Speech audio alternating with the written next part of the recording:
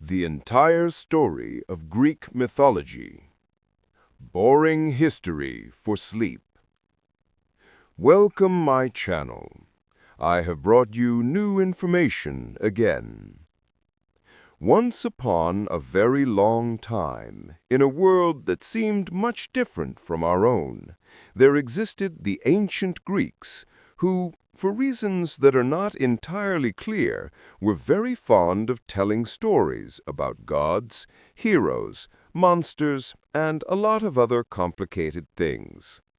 These stories, over time, became what we now call Greek mythology.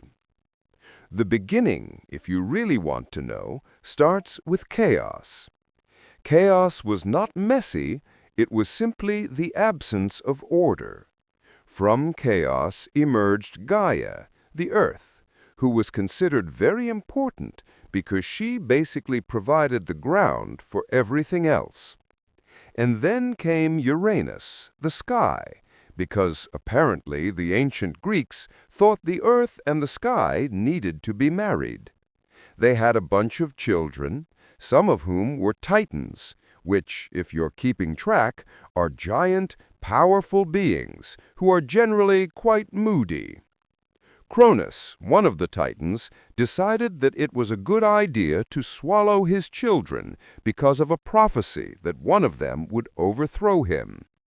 This went on until his wife, Rhea, grew tired of this parental behavior and decided to hide their youngest child, Zeus, in a cave.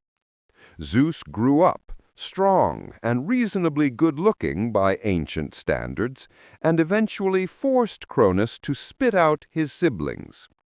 There were many siblings: Poseidon, god of the sea; Hades, god of the underworld; Hestia, goddess of the hearth; Demeter, goddess of agriculture; and Hera, goddess of marriage, who, interestingly, became Zeus's wife.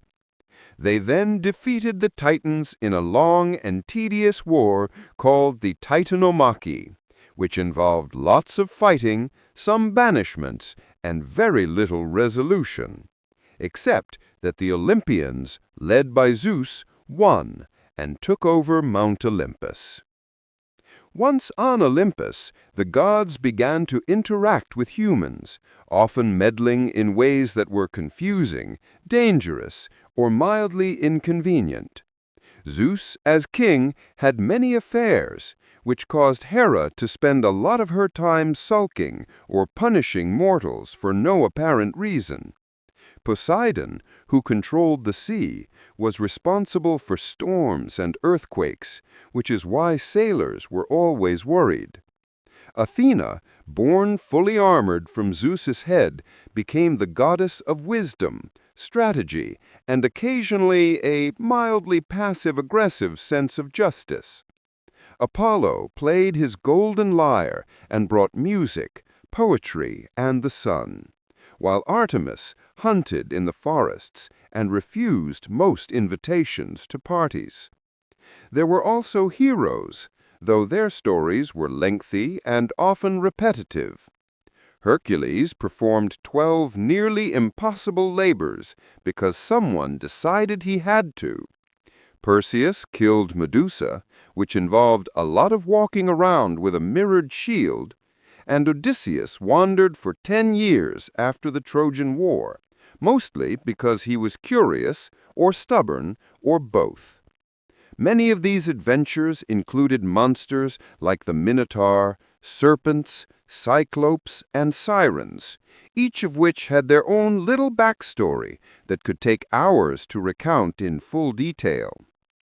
The Greeks also explained natural phenomena with stories. Thunderstorms happened because Zeus was angry, earthquakes because Poseidon was stomping his trident, and seasons because Demeter was sad when her daughter Persephone had to live with Hades. Life in Greek mythology was mostly about gods interfering, humans trying to survive, and everyone learning, slowly and often painfully, that pride and hubris usually led to trouble.